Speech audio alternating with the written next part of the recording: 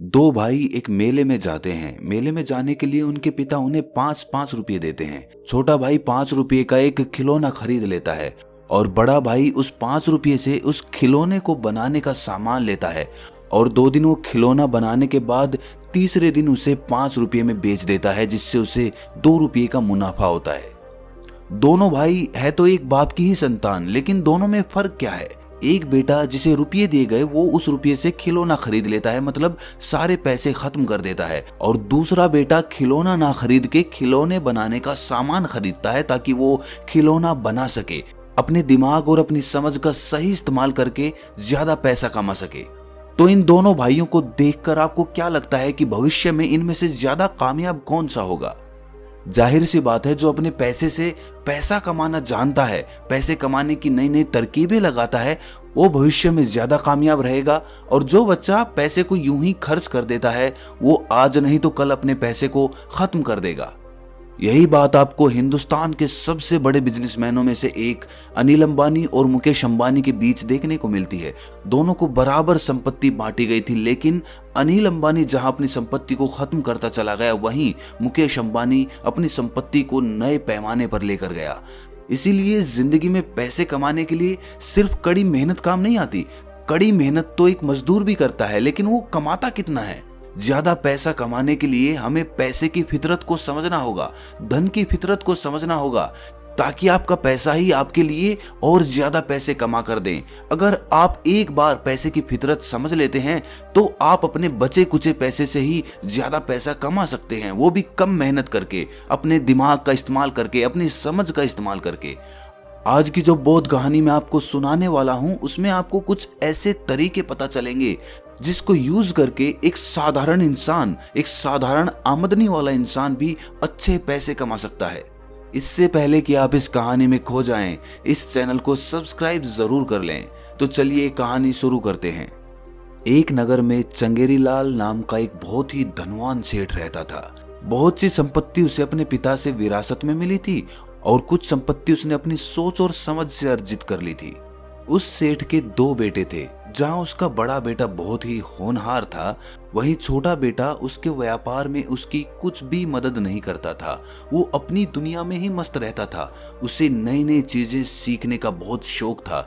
कभी वो संगीत सीखने लगता तो कभी कोई दूसरी कला सीखने लगता। वहीं उस सेठ का बड़ा बेटा व्यापार का लेन देन देखता था। सेठ को हमेशा लगता था कि मेरा छोटा बेटा मेरी संपत्ति को नष्ट कर देगा, क्योंकि वो तो बेफिजूल की चीजें सीखता रहता है। वो अपने बड़े भाई से कुछ सीख क्यों नहीं लेता? ये बात उसके मन को बहुत आघात पहुंचाती थी कि मेरा छोटा बेटा अपने जीवन में क्या करेगा, कैसे वो अपने जीवन में उन्नति करेगा और कैसे ऊंचाइयां हासिल करेगा। एक दिन उसने अपने दोनों बेटों को अपने पास बुलाकर कहा कि ये धन संपदा मैंने बहुत मेहनत से खड़ी की है, लेकिन जब तुम मेरी इस संपत्ति का सही उपयोग नहीं करते तो मुझे बहुत दुख होता है। तुम अपने बाप की हालत क्यों नहीं समझते हो?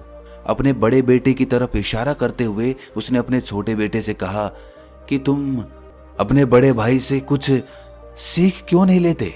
जरा देखो अपने बड़े भाई को, व्यापार को उसने कितना फैला दिया है, और एक तुम हो व्यर्थ की चीजें सीखते रहते हो। संगीत सीखना है, अरे क्या करोगे संगीत सीखकर? तुम्हें भांड बनना है? मेरे व्यापार में मेरा हाथ क्यों नहीं बटाते? नई चीजें क्यों नहीं सीखते? जीवन में धन अर्जित करने के बारे में ख्याल क्यों नहीं करते? ये सुनकर उसके छोटे बेटे ने कहा कि पिताजी, आपने अपने जीवन में इतना धन कमाया, इतनी संपत्ति इकट्ठी की, लेकिन आपके जीवन में कुछ मजा, कुछ आनंद, कुछ उत्साह, कुछ जोश, कुछ है ऐसा? आप सिर्फ धन कमाते हो और धन कमाने के पीछे व्यर्थ की चिंताएं करते रहते हो, जबकि आपके पास इतना सारा धन पहले से मौजूद है। मुझे संगीत सीखने में ही आनंद मिलता है, मेरी धन के प्रति कोई रुचि नहीं है। धन हमारे पास इतना ज्यादा है तो मेरी धन के प्रति रुचि क्यों होगी? आप खुद सोचिए। ये सुनकर वो सेठ तिलमिला उठा। वो अपने बेटे की तरफ उंगली करते हुए बोला कि तुम्हें लगता है कि ये संपत्ति, ये धन सब व्यर्थ है? मैंने अपनी जिंदगी में यूं ही मेहनत की। क्या तुम्हें लगता है कि धन कमाना इतना आसान है? मैं आज से तुम दोनों भाइयों को 1 साल का वक्त देता हूं। 1 साल में तुम में से जो ज्यादा पैसा कमाएगा, मैं अपनी सारी संपत्ति उसी के नाम करूंगा। याद रखना, मैं अपनी कमाई हुई संपत्ति को यूं ही बर्बाद करने के लिए तुम्हारे हाथों में नहीं दे सकता। अगर 1 साल के अंदर तुमने साबित नहीं किया तो मैं ये सारी संपत्ति तुम्हारे बड़े भाई को दे दूंगा। ये सुनकर उनके छोटे बेटे को बहुत ही दुख हुआ। उसे लगा कि पिताजी के पास इतनी संपत्ति है, लेकिन फिर भी पता नहीं पिताजी संपत्ति को ही क्यों इतना महत्व देते हैं। लेकिन उन्होंने अपने पिता की खुशी के लिए उनकी शर्त मंजूर कर ली। 1 साल का वक्त शुरू हो चुका था। सेठ का बड़ा बेटा तो पहले ही अपना व्यापार जमा कर बैठा हुआ था, तो उसे तो कोई समस्या नहीं थी, वो तो अपना धन कमा रहा था। लेकिन छोटा बेटा अब भी संगीत के पीछे ही लगा हुआ था। उसे कोई चिंता नहीं थी कि मैं 1 साल में कितना धन कमाता हूँ या कितना धन नहीं कमा पाता। वो तो बस अपना संगीत सीखने में मग्न रहता था। धीरे धीरे समय के साथ बड़े भाई को लगने लगा कि सारी संपत्ति मेरे ही हिस्से में आने वाली है, इसीलिए वो निश्चिंत होकर अपना व्यापार कर रहा था। और वहीं सेठ का छोटा बेटा अब भी इन चीजों से एकदम बेखबर था। उसे कोई चिंता नहीं थी कि उसके हिस्से में कितनी जायदाद आती है। लेकिन जैसे जैसे समय बीतने लगा और 1 साल का वक्त नजदीक आ पहुंचा, तभी एक चमत्कार हुआ। किसी ने नहीं सोचा था कि ऐसा हो सकता है। यहाँ तक कि सेठ के छोटे बेटे ने भी ये नहीं सोचा था कि उसकी किस्मत ऐसे अकस्मात तरीके से अचानक बदल जाएगी। एक दिन जब वो अपने संगीत का रियाज कर रहा था, तो उसी प्रदेश के सम्राट वहां पर घोड़े से गुजर रहे थे। जब वो वहां से गुजर रहे थे तो उन्होंने सेठ के छोटे बेटे को संगीत बजाते हुए और गाते हुए देखा, और वो सम्राट उसके संगीत से इतना प्रभावित हो उठा कि उसे अपने राजदरबार में शाही संगीतकार का पद सौंप दिया। शाही संगीतकार राजघराने में बहुत ही ऊंचा ओहदा रखते थे, इसीलिए अचानक से सेठ के छोटे बेटे की किस्मत बदल चुकी थी। अब उसके पास धन की कोई कमी नहीं थी। जब भी राजदरबार में वो कोई गीत पेश करता तो वो सम्राट अनेक स्वर्ण मुद्राएं उस पर न्योछावर कर देता था। इसीलिए बहुत ही कम समय में सेठ का छोटा बेटा बहुत धनवान बन चुका था। जब सेठ को इस बात का पता चला तो उसे अचंभे के साथ बेहद खुशी भी हुई। उसे कभी लगता ही नहीं था कि उसका छोटा बेटा जीवन में इतना कामयाब हो सकता है। लेकिन अपने छोटे बेटे की कामयाबी की वजह से सेठ को अपने सिद्धांतों पर शक होने लगा था। उसने जो धन कमाने के सिद्धांत बना रखे थे वो सारे सिद्धांत ढह गए थे। उसने सीखा था कि जीवन में अगर धन अर्जित करना हो तो कड़ी मेहनत करनी पड़ती है, लेकिन उसके छोटे बेटे ने ये साबित कर दिया था कि बिना मेहनत किए भी धन अर्जित किया जा सकता है। आप अपनी रुचि के हिसाब से काम करते हुए भी अपार धन संपदा पैदा कर सकते हैं। इसीलिए जब सेठ को विश्वास हो चला कि उसका छोटा बेटा धन कमाने के मामले में उससे भी ज्यादा सोच और समझ रखता है, तो एक दिन उसने अपने दोनों बेटों को अपने पास बुलाया। उसने अपने बड़े बेटे से कहा कि बेटा, आज जो बात मैं तुमसे कहने वाला हूँ उस बात का तुम्हें बुरा भी लग सकता है, लेकिन अगर तुम अपने अहंकार को बराबर में रखकर सोचोगे तो तुम्हें ये एहसास होगा कि तुम्हारा छोटा भाई धन कमाने के मामले में तुमसे और मुझसे भी ज्यादा समझ रखता है। ये बात मुझे आज तक पता नहीं थी, लेकिन अब मैं ये बात अच्छी तरह से महसूस कर सकता हूँ कि तुम्हारा छोटा भाई धन कमाने के लिए तुम्हें कुछ आसान सिद्धांत बता सकता है। इसीलिए तुम अपने छोटे भाई की सीख को छोटे में मत लेना, उसकी सीख को बड़े गौर से और बड़े ध्यान से सुनना, क्योंकि वो तुम्हारी जिंदगी को एक नई दिशा दे सकता है। इसके बाद उसने अपने छोटे बेटे को संबोधित करते हुए कहा कि बेटा, मुझे तो हमेशा से यही सिखाया गया है कि जब तुम ज्यादा मेहनत करोगे तो ही तुम ज्यादा धन कमा पाओगे, लेकिन तुमने इस बात को गलत साबित कर दिया। तुम बताओ, तुम्हारे हिसाब से एक इंसान जल्दी पैसा कैसे कमा सकता है? ये सुनकर उसके छोटे बेटे ने कहना शुरू किया कि पिताजी, मैंने जीवन भर धन के बारे में सोचा ही नहीं। मुझे धन कमाने के कोई तरीके नहीं पता है, या कह सकते हैं कि किस्मत से मुझे ये काम मिल गया जिससे कि मैंने इतना सारा धन कमा लिया। पर अगर आप सच में जानना चाहते हैं कि मेरी धन के मामले में क्या सोच है, क्या समझ है। तो मैं आपको एक बात बताना चाहता हूं, मैंने हमेशा सिर्फ अपनी कला को सीखने पर ध्यान दिया। मुझे संगीत सीखने में मजा आता था। मुझे कभी पता नहीं था कि मैं इतना बड़ा संगीतकार भी बन सकता हूं। लेकिन कहते हैं कि आपकी कला आपको कभी भूखा नहीं मरने देती। इसीलिए मैं धीरे धीरे वो कला सीखता रहा। और कला सीखने का काम एक दिन का नहीं होता है, एक महीने का नहीं होता है। उसके लिए धीरे धीरे समय देना पड़ता है और समय के साथ साथ आपकी कला जवान होती जाती है। इसीलिए इंसान को हमेशा धन कमाने से पहले कोई कला अर्जित करनी चाहिए, कोई कला बनानी चाहिए। कला कोई भी हो सकती है, अभिनय, संगीत, कोई खेल या नाना प्रकार की कलाएं। अक्सर इंसान कला सीखने पर ध्यान नहीं देता। वो शुरुआत से ही समाज के दबाव में, अपने घर वालों के दबाव में अपना पूरा ध्यान धन पर ही केंद्रित कर देता है, जिसकी वजह से शुरुआत में हो सकता है वो थोड़ा धन कमा ले, लेकिन लंबे समय के लिए वो ज्यादा धन नहीं कमा पाएगा, क्योंकि उसने कभी भी कोई कला सीखने पर ध्यान ही नहीं दिया। पिताजी, इससे एक और बात निकल के सामने आती है कि कभी भी धन कमाने के लिए कोई शॉर्टकट नहीं अपनाना चाहिए।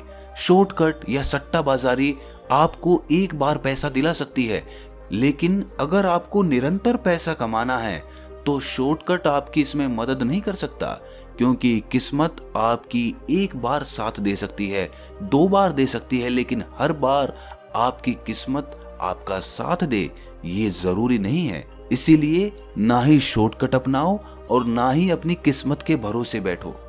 हमेशा इंसान को नजदीक के फायदे की बजाय दूर के नुकसान के बारे में सोचना चाहिए। कई बार हम ऐसे फैसले ले लेते हैं जो वर्तमान में तो हमें फायदा पहुंचाते हैं, लेकिन लंबे समय में वो हमें बहुत ज्यादा नुकसान भी पहुंचा देते हैं।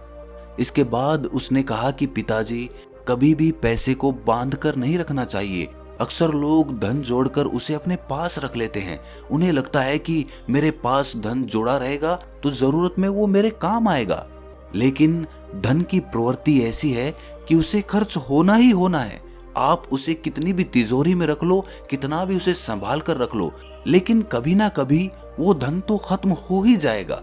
इसीलिए धन को बांध कर रखने की बजाय उसे अलग अलग जगह पर लगा दो, जिससे कि आपका धन ही आपके लिए और ज्यादा धन कमा कर दे। मॉडर्न लैंग्वेज में अगर मैं आपको बताऊं तो हिंदुस्तान में सिर्फ 5% लोग शेयर मार्केट में इन्वेस्ट करते हैं और वहीं अमेरिका में यही आंकड़ा 55% का है।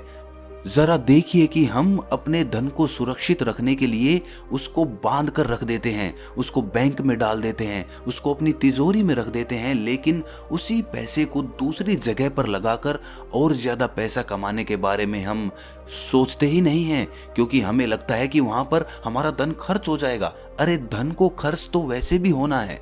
इसके बाद सेठ के छोटे बेटे ने कहा कि पिताजी, धन कमाने के लिए मुझे लगता है कि इंसान को ऐसा काम करना चाहिए जिसमें उसे अपना बहुत ज्यादा वक्त ना देना पड़े। मतलब अगर वो मौजूद ना हो तब भी उसका काम चलता रहे।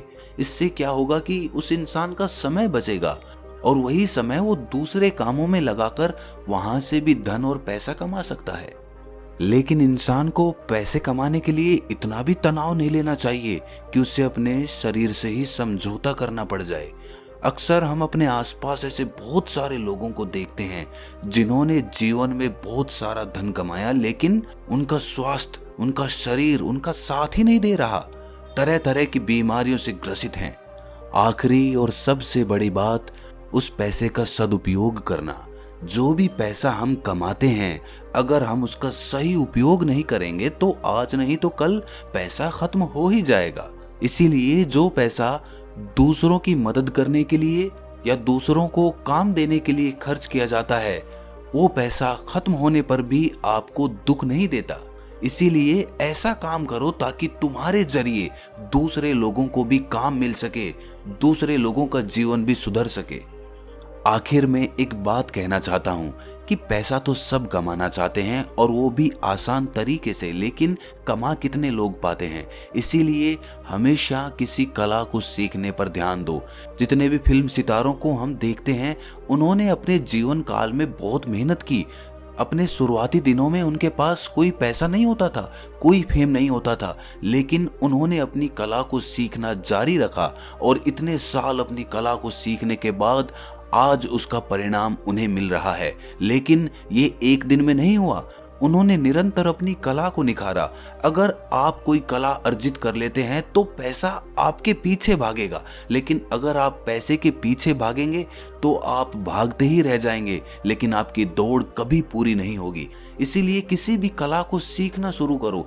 कला कोई भी हो सकती है, शेयर मार्केट, कोई स्पोर्ट, कोई बिजनेस, ये सभी कलाएं होती हैं जिनके द्वारा हम अच्छा धन अर्जित कर सकते हैं, अच्छा पैसा कमा सकते हैं। इसीलिए पैसे के बारे में सोचना बंद करो, पैसा अपने आप आ जाएगा। किसी कला के बारे में सोचो, कला को कैसे ऊपर उठाया जाए इसके बारे में अपनी समझ पैदा करो। तो दोस्तों, कैसी लगी आपको ये कहानी कमेंट सेक्शन में जरूर बताना, और अच्छी लगी तो इस चैनल को सब्सक्राइब जरूर करना। तो मिलते हैं अगली कहानी में, तब तक के लिए अपना ख्याल रखें।